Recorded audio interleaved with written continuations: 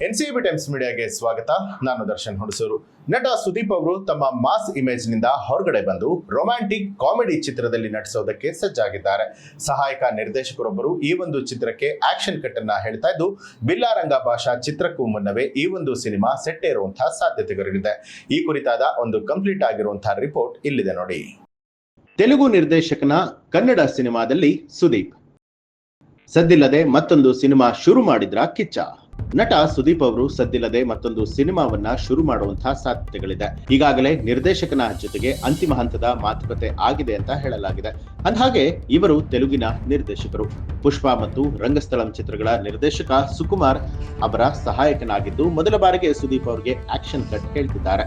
ಇದು romantic comedy ಚಿತ್ರ ಆಗಿದೆ.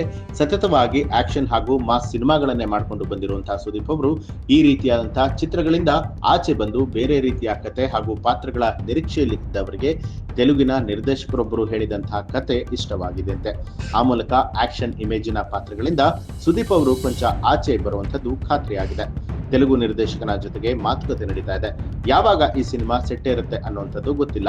ಆದ್ರೆ ತೆಲುಗು ನಿರ್ದೇಶಕನ ಜೊತೆ ಕನ್ನಡ ಸಿನಿಮಾ ಮಾಡುವಂಥದ್ದು ಪಕ್ಕಾ ಅಂತ ಹೇಳಿ ಸುದೀಪ್ ಅವರ ಆಪ್ತ ಮೂಲಗಳು ತಿಳಿಸಿದೆ. ಮಾರ್ಕೆಟ್ನಲ್ಲಿ ಗೆದ್ದಿದೆ ಅನ್ನುವಂತಹ ಕಾರಣಕ್ಕೆ ನಾನು ಅದೇ ರೀತಿಯ ಕತೆ ಅಥವಾ ಚಿತ್ರಗಳನ್ನ ಒಪ್ಕೊಳ್ಳೋದಿಲ್ಲ.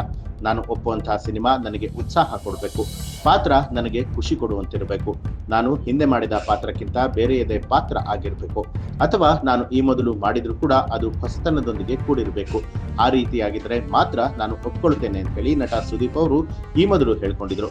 ಈಗ ಅವರು ಇಷ್ಟಪಟ್ಟಿರುವಂತೆ ಕತೆ ಹಾಗೂ ಪಾತ್ರ ದೊರಕಿದೆಯಂತೆ. ಮತ್ತೊಂದು ಮಾಹಿತಿಯ ಪ್ರಕಾರವಾಗಿ ಬಿಲ್ಲಾರಂಗ ಭಾಷಾ ಚಿತ್ರಕ್ಕೆ ಮೊದಲೇ ಈ ಒಂದು ರೊಮ್ಯಾಂಟಿಕ್ ಕಥೆಯ ಸಿನಿಮಾ ಸೆಟ್ ಇರುವಂತಹ ಸಾಧ್ಯತೆಗಳಿದೆ.